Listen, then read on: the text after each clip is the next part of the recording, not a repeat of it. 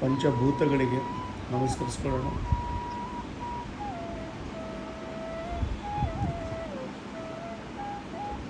ಜನ್ಮ ತಗೊಂಡಿರುವ ಶರೀರಕ್ಕೂ ನಮಸ್ಕಾರ ಮಾಡಿಕೊಳ್ಳೋಣ.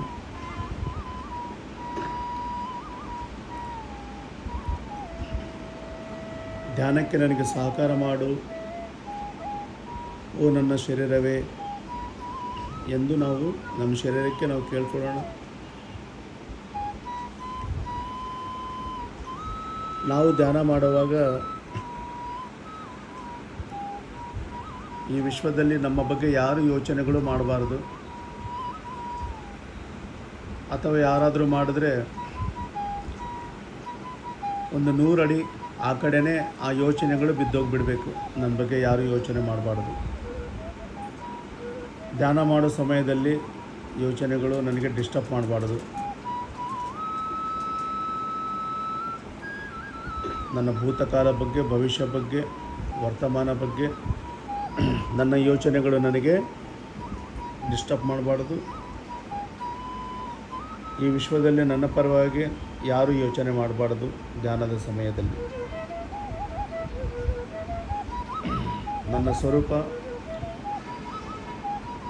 ಭಗವಂತ ಸ್ವರೂಪ,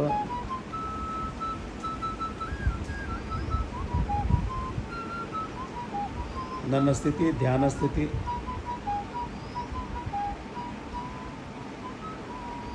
ನನ್ನ ಗುಣ ಆನಂದ ಗುಣ.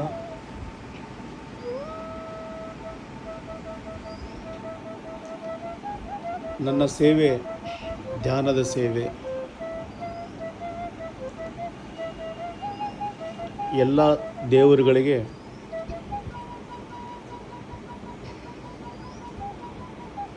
ಜಾಗೃತ ಮೂಡಿಸೋದು.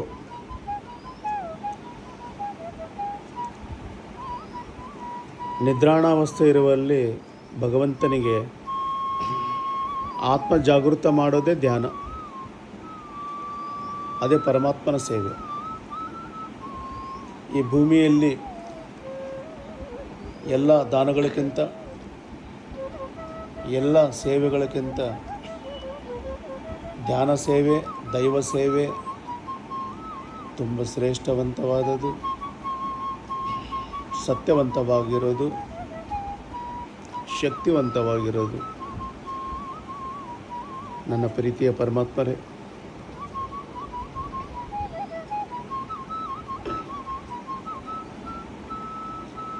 ಸ್ವಲ್ಪ ಸಮಯ ಎಲ್ಲರನ್ನು ಮರೆತು ದೈವದ ಜೊತೆ ನಾವು ಇರಬೇಕು.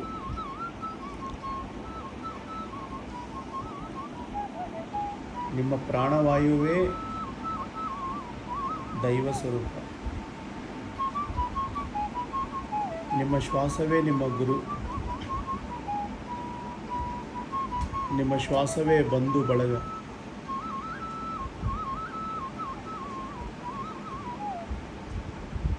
ಶ್ವಾಸಕ್ಕೆ ಕೃತಜ್ಞತೆ ಹೇಳೋದೇ ಧ್ಯಾನ.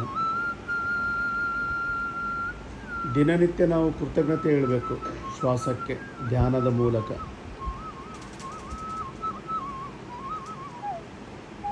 ತುಂಬ ಅದ್ಭುತವಾಗಿ ಧ್ಯಾನ ಮಾಡ್ತಾ ಇದ್ದೀರಾ. ₹1 ಖರ್ಚಿಲ್ಲ, ಎಲ್ಲೋ ಹೋಗೋ ಅವಶ್ಯಕತೆ ಇಲ್ಲ,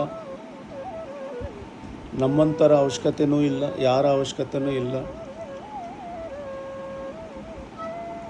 ಶ್ವಾಸದ ಮೇಲೆ ಗಮನ ಮಾಡಿದ್ರೆ ಸಾಕು. ಆರೋಗ್ಯ, ಆನಂದ, ಸಿರಿ, ಸಂಪತ್ತು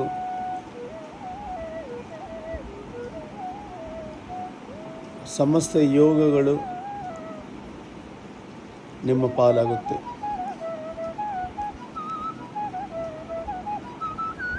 ಕಾಮಧೇನು ಕಲ್ಪವೃಕ್ಷ ಧ್ಯಾನ, ಅಕ್ಷಯ ಪಾತ್ರ ಒಂದು ಧ್ಯಾನ. ಎಲ್ಲವೂ ನಿಮ್ಮ ಶ್ವಾಸದಲ್ಲೇ ಅಡಗಿದೆ. ನನ್ನ ಪ್ರೀತಿಯ ಪರಮಾತ್ಮರೇ,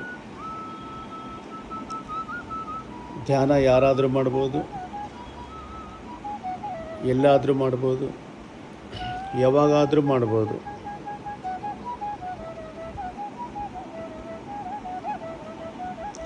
ಧ್ಯಾನವೆಂದರೆ ಶ್ವಾಸದ ಮೇಲೆ ಗಮನ.